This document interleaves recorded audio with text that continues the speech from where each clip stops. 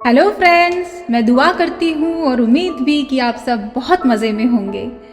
आज याद आई आप लोगों की, आज संडे है और यूजुअली मैं आप लोगों से संडे को मिलने के लिए आती हूँ। आज की चंद पंक्तियाँ जो हर औरत अपनी ज़िंदगी में अपनी माँ से सुनती है। क्या होनी चाहिए एक अंदाज़ा। लड़की हो तुम, थोड़ा तो लिहाज करो, आंसू पोछो, चेहरा साफ करो, अगले घर जाना है तुम्हें, थोड़ा तो बर्दाश्त करो। क्या वो औरत है तो उसे जीने का अधिकार नहीं? क्यों उसका यूं बेपाक होना ज़माने तुझे स्वीकार नहीं? आज की जो मेरी कविता है वो फेमिनिज्म पर आधारित है और मेरी कविता पर आधारित कुछ प्रश्न हैं। क्योंकि मेरी कविता उस पर आधारित है, मैं ये प्रश्न आपके सामने रखना चाहती हूँ। आपके सामने इसलिए क्योंकि आपसे और हमसे ही समाज बनता है। तो कुछ प्रश्न मैं आपके सामने रखती हूँ इससे पहले कि मैं कविता की ओर बढ़ूं। महाभारत में जो द्रौपदी का चीरहरण हुआ था, क्या उसे रोक पाना वाकई में असंभव था? क्या द्रौपदी कोई वस्तु थी जो पहले पांडवों में बांट दी गई और फिर जुए में हार दी गई? रामायण में माँ सीता ने 14 साल का वनवास श्री राम के साथ बिताया। उन्हें राजमहल का हर सुख त्याग दिया, अपने पत्नी होने का हर धर्म निभाया। फिर भी श्री राम का उनकी पवित्रता को लेकर सवाल करना कितना जायज़ था? आज भी अधिकांश तक घरों में लड़कियों को बाहर नौकरी करने या पढ़ने लिखने नहीं भेजा जाता। क्यों लड़कियों को इतना बोझ समझा जाता है कि उन्हें कोख में ही मार दिया जाता है? क्यों और क्यों सारे लोगों का नज़रिया सिर्फ औरतों पर आकर रुक जाता है?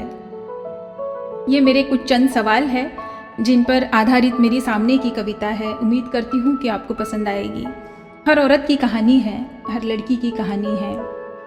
सुख में सबके संग होती हूँ, दुख में अकेली रह जाती हूँ। सुख में सबके संग होती हूँ, दुख में अकेली रह जाती हूँ।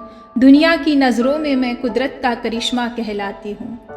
परिचय किसी का मोहताज नहीं, खुद अपनी जुबानी कहती हूँ। रामायण महाभारत जैसे ग्रंथों में मैं अबला नारी बन रहती हूँ। मैं वो भिक्षा हूँ पांडवों की जो आपस में बांट ली जाती हूँ और पुरुष प्रधान इस संस्कृति में फिर जुए में हार दी जाती हूँ। मैं वो सीता हूँ राम की जो रावण बन चुरा ली जाती हूँ। वो अग्नि परीक्षा भी मैं हूँ जो माटी में मिला दी जाती हूँ और आने वाले युगों के लिए एक इतिहास बना दी जाती हूँ। कौन हूँ मैं, क्यों ऐसी हूँ, खुद से ये प्रश्न दोहराती हूँ। कौन हूँ मैं, क्यों ऐसी हूँ, खुद से ये प्रश्न दोहराती हूँ। मैं आग हूँ उन सीने की जो चूल्हों में झोंक दी जाती हूँ। आंखों में उड़ने का ख्वाब लिए पिंजरे में बंद कर दी जाती हूँ। उठना चाहूँ फिर से तो पैरों से रोंदी जाती हूँ। लाख प्रतिभा हो मुझ पे, हर कदम पे रोकी जाती हूँ। कौन हूँ मैं, क्यों ऐसी हूँ, खुद से ये प्रश्न दोहराती हूँ। कौन हूँ मैं, क्यों ऐसी हूँ, खुद से ये प्रश्न दोहराती हूँ। आज भी भारत में अधिकांश तक घरों में लड़की 18 की हो गई कि उसकी शादी कर दीजिए। मैं तो कहूँगी जैसे ही लड़की पैदा होती है हम ये सोचने लग जाते हैं कि उसकी शादी कौन सी उम्र में करना है, उसके लिए कितना दहेज जमा करना है। उन्हीं पर आधारित मेरी सामने की कुछ पंक्तियाँ हैं। मैं वो कली हूँ उपवन की जो खिलते ही तोड़ दी जाती हूँ। कभी मस्तक पर कभी चरणों में यूं ही चढ़ा दी जाती हूँ। कभी मस्तक पर कभी चरणों में यूं ही चढ़ा दी जाती हूँ। अपने ही जन्मी दुनिया में खुद को ही असुरक्षित पाती हूँ। खुद से ही जन्मी दुनिया में खुद को ही असुरक्षित पाती हूँ। मैं वो खामोशी हूँ आंगन की जो रातों को चिल्लाती हूँ। हवस भरी इस दुनिया में हर रोज मैं बेची जाती हूँ। फिर लक्ष्मी का वो रूप भी मैं हूँ जो घर घर पूजी जाती हूँ। कौन हूँ मैं, क्यों ऐसी हूँ, खुद से ये प्रश्न दोहराती हूँ। कौन हूँ मैं, क्यों ऐसी हूँ, खुद से ये प्रश्न दोहराती हूँ। विडंबना देखिए, ईश्वर की एक ऐसी प्रचिति जो खुद में सक्षम है, सशक्त है, जो अपनी जान पर खेल कर एक नई जिंदगी को जन्म देती है, वो खुद अपनी शुरुआत कभी नहीं कर पाती। क्यों आगाज नहीं मैं, आगाज पर यहाँ मतलब मेरा शुरुआत से है। क्यों आगाज नहीं मैं, क्यों आवाज नहीं मैं, क्यों मैं बस एक जरिया हूँ आते जाते लोगों का क्यों मैं बस एक नजरिया हूँ। शोर भरी इस दुनिया में मन में सिमटी खामोशी हूँ, अपने इन हालातों की शायद मैं भी तो कहीं दोषी हूँ। पर एक बात कहूँ मैं, ए दुनिया मैं बिल्कुल तेरे जैसी हूँ। मैं बेचैनी हूँ उस मन की जो चैन से जीना चाहती हूँ। मैं ख्वाब हूँ अपनी आंखों का जो पूरा होना चाहती हूँ।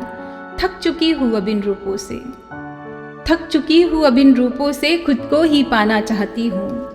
कौन हूँ मैं, क्यों ऐसी हूँ, खुद से ये प्रश्न दोहराती हूँ।